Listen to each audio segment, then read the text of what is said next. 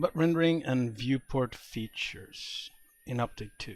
The bitmap random tiling is one of the interesting new things. Here's some bitmaps applied to a bunch of blocks. They obviously look completely identical. If you use the bitmap random tiling and turn on randomize, well, yes, it adds a random offset. Same to all of them. So how's that useful? Well, of course, if we drive the seed from the node ID, we'll see that now they will all be different. So now when I tweak the offset, they all offset in different directions. I can do things like tweak the scale to have different scales, or even set a rotation. Let's just set 360 degrees like this. Kaboom. And now we have all random rotations and scalings and whatnot, and they now look different. This is really good if you have like a continuous wood texture and you want to shift and rotate it around and scale it for different. You can also tweak like the hue shift and saturation shift. So now you see we have subtly different colors on each of them. So that's between each block, but what about within a texture? I scaled it down 25%, and now it's clear, yes, they're all rotated different, but they all look the same. It's all repeating within the object. To fix that, we turn on the UV-based randomization, and boom.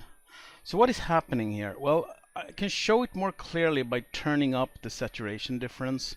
You see, it's broken it into blocks, and each block has separate randomization. I can change the size of the blocks. Yeah, but this is still blocks. That's not terribly useful, right? Straight lines and everything. Well, there's a wiggliness parameter, and the wiggliness parameter actually makes the block edges non-straight. So now it's looking a lot more interesting. And if we put back a sane saturation variation, we actually have something that is kind of useful still. You can change the scale of some, and now everything is very different and the repeat is almost gone. However, we still see this boundary between the lines, and while we can change the scale of the wiggliness and try to tweak it, there will always be some line that is visible. So there's a fuzziness setting. We can turn that up, and now they fade into each other. Be gentle with this and not too much, because it will be perceived as blurry otherwise. So if we look at how this actually renders in Arnold, because it's all viewport, of course it renders exactly the same, no surprises there. But what about multiple textures? Now we have just the diffuse color randomized. What about things like normal maps? Well, let me take the normal map and choose it. And remember, you have to turn off all color variations when you deal with normal maps, or otherwise you break them. You connect it up to the normal map input, and it seems to work fine, except if we're really careful and we move the light around, we see this weird twirling effect that looks like some expensive IKEA wood material. It looks kind of wrong, and the shading isn't right. Well, if we click the is a normal map checkbox, and now we see it looks right. Turns out when you rotate normal maps, you need to actually rotate the diversion vectors in the map for it to look right. So now we have the normal map, but what if we want to have another thing like the albedo texture again that looks the same? Well, we actually use a regular bitmap, OCell bitmap, and now you see, well, this is just tiling. It's back to the beginning. Well, all we need to do is to take the UV output of the random one and connect it to the input, and boom, now that bitmap has exactly the same randomization as our normal map one.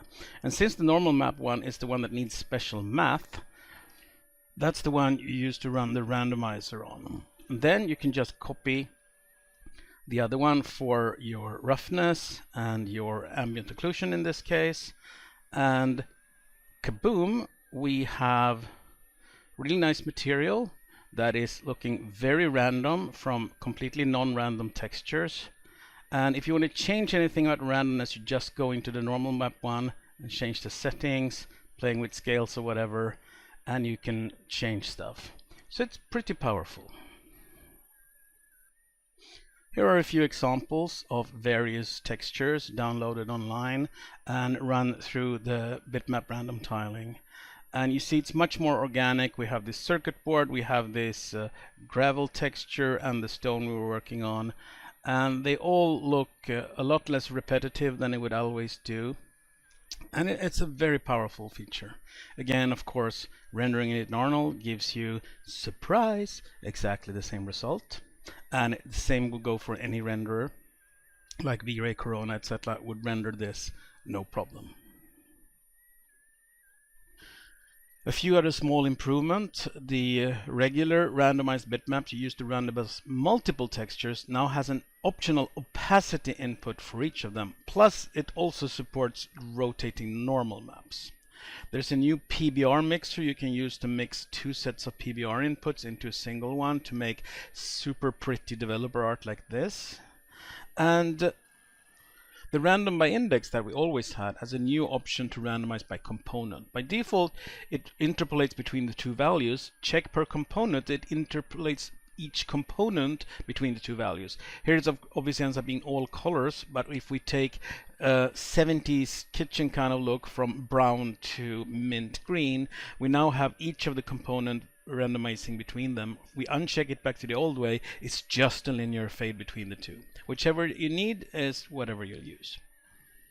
The curves shader made some people confused. They wanted to make gradients, but it's intended to do a separate ramp for red, green, and blue, like a color correction. So we made a new color curve gradient, which does take UVs as inputs, which you can tile and rotate this or whatever you want to get that behavior.